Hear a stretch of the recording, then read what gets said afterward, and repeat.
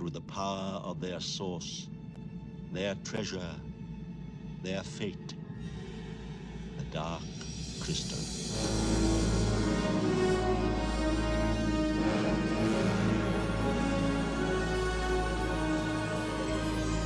The Dark Crystal is the amazing fantasy adventure by Jim Henson that features non-wisecracking Muppets. This was a huge departure from his previous work, and Jim Henson felt that children liked the idea of being scared and that this was a healthy emotion for them to deal with.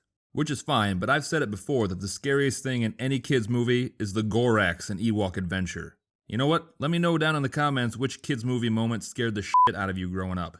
Because there's no way they're scarier than the Gorax. So the Dark Crystal takes place on Thra. And 1,000 years ago, this land was green and good until the crystal cracked and a single shard was lost. After the crystal cracked, 2 new races appeared. The evil and twisted Skeksis, who hold dominion over what is left of the crystal and draw their life from its power, and the benevolent mystics. Both of their emperors are dying, and there are only 10 mystics and 10 Skeksis left. I did not mean to call them sexies. That was a minor slip-up. I can assure you that I'm not some weird deviant who finds the Skeksis attractive. It's simply because I speak quickly and the 2 words are remarkably similar. I cannot overstate that. Again, I am not attracted to Muppets. One of the other races on Thra are the tight-bodied gelflings, known for their luxurious hair and taut, supple bodies. Like, you can tell the gelflings really take care of themselves. Nice. But the Skeksis have wiped out all but one. A gelfling boy named Jen. Jen is summoned by the wisest of the mystics to find the crystal shard before the 3 suns meet, or else the Skeksis will rule Thra forever. Both of the emperors die at the same time, and it kickstarts the whole plot. We learn that a creature named Aughra holds the shard, and Jen must journey alone to find her. So while the Skeksis are fighting over who should be the new emperor, Chamberlain grabs the scepter and is challenged to a trial by stone to decide the new emperor. The trial by stone, which consists of them hitting a literal stone as hard as they can with swords, and everything should be decided this way. And I believe this is also how they choose new managers at Jamba Juice. Also, guys, why are you fighting? Come on, your friend just died. His body isn't even cold yet. Oh, no, he's dust. Alright, well, they decompose quickly. Carry on. As a punishment for his insolence, Chamberlain is stripped of his robes and banished. And also, Chamberlain has one of the funniest screams in movie history.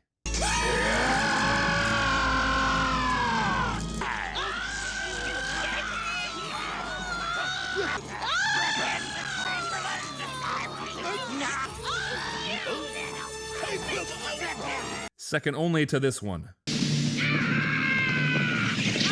And this is actually an exact recreation of me getting picked on in the locker room for wearing a bathing suit in the showers. Jen makes his way to the lair of Aughra and manages to find the lost shard. But the Garthim attack and Jen manages to escape, but Aughra's home burns to the ground. The crystal calls to them and the mystics know that it's time to start their long journey to the castle. Jen meets Kira, another gelfling, and they share stories of how their families were destroyed and they were taken in by someone else. They share these memories with each other when they touch hands through a process called dream fasting.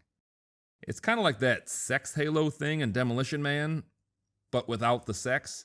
I mean, it's a kid's movie, you weirdos. The Skeksis are eating dinner when the Garthim return, and the Skeksis are pissed to learn that they brought back Aughra instead of Jen. And they're even more pissed when Aughra just takes a giant poop in the middle of their dining hall. Oh, Aughra, you are rotten. Kira takes Jen to her adopted family, the Podlings. The Podlings are having a kick-ass party when the Garthim Kool-Aid man their way into the hut, and they're about to capture Jen and Kira, but they're saved at the last minute by Chamberlain. Jen feels responsible for what's happened and throws the shard away, because Jen would rather all these horrible things happened in vain. They come upon a rundown house that belonged to the old ones, and they discover that the shard is a piece of the Dark Crystal, and they learn about the prophecy.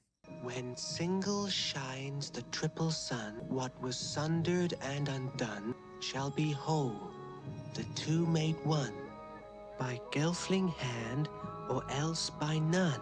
Chamberlain shows up and wants Kira and Jen to go to the castle with him to show the Skeksis that gelflings mean them no harm. But Jen and Kira don't trust him and run away, but they were probably just put off by his horrible voice and overall appearance, and they probably figured the not trusting him angle would hurt his feelings the least. They find a group of landstriders and ride them to the castle. The prophecy didn't say anything about this! Well, the prophecy can't include every minute detail, Jen. There's only so much space on that wall. God, every day with this guy. Back at the castle, the Skeksis are turning the captured podlings into slaves by draining their essence and turning them into mindless drones. So basically, they gave them a smartphone. I am sorry, I turned into an 80-year-old man just then. Only the Emperor is allowed to drink someone's essence, and it makes him young again. I mean, he still looks like shit, but he seems happy with the results. Until the effects get reversed. Because podling essence is nowhere near as good as gelfling essence. Which, duh. I mean, look at those cheekbones. No contest, bro. And while we're at it, let's check on the progress of the Mystics. Alright, it's been a week, and they have almost made it out of their front yard. Keep going, guys, you're doing great! Kira and Jen stumble upon the Garthim and their podling prisoners, and a fight breaks out, and the Landstriders get horribly murdered, and it sucks just as much now as it did then, so let's not dwell on how this particular Landstrider's last moments on this planet were spent in abject terror and horrible agony.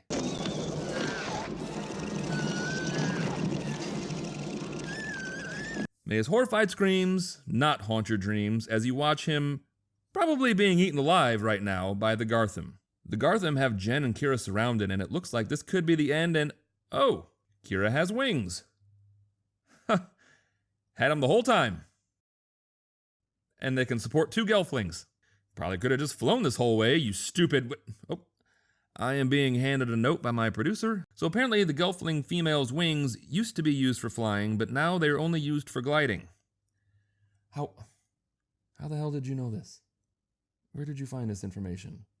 Oh, you're going deep in the lore on that one. All right. I guess I was wrong. So they find an outflow pipe and decide to sneak into the castle through the sewer system.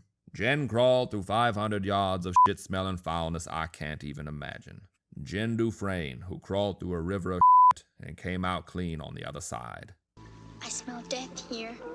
Well, the Skeksis are living on a diet primarily made up of nebri lard and podling essence, so their digestive systems are just pure garbage at this point.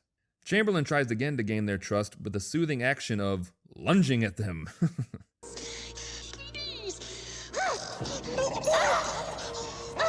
Bull Skeksis take by force. The Skeksis have learned 0 social skills in 1,000 years.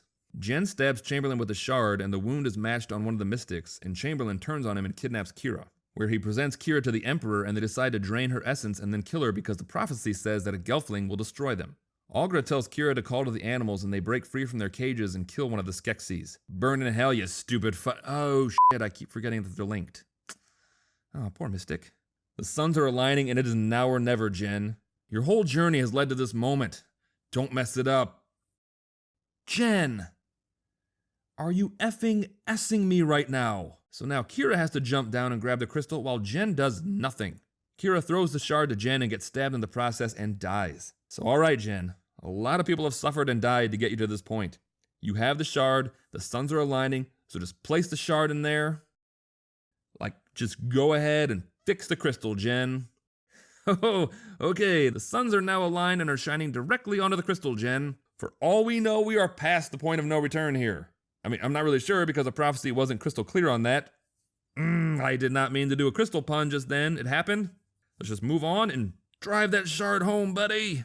There you go. Oh, and look who finally showed up just in time to take all the glory, no doubt. So the Skeksis and the Mystics fused together to form the Skeks, who are the race that ruled Thra before their ignorance and impudence caused the crystal to shatter in the first place. They bring Kira back to life and grant her and Jen guardianship over the crystal, and then they just kind of bounce. Like they caused 1,000 years of strife and hardship, resulting in the deaths of countless lives, and now that someone else has fixed their mistake, they just kind of poochie it on out of here.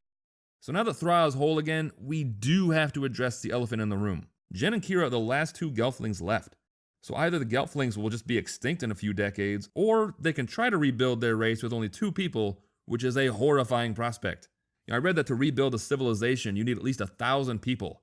And even then, there's going to be significant inbreeding. So either way, life on Thra is not done being sad. And the Netflix show is a prequel, specifically so they wouldn't have to address this issue. Cowards.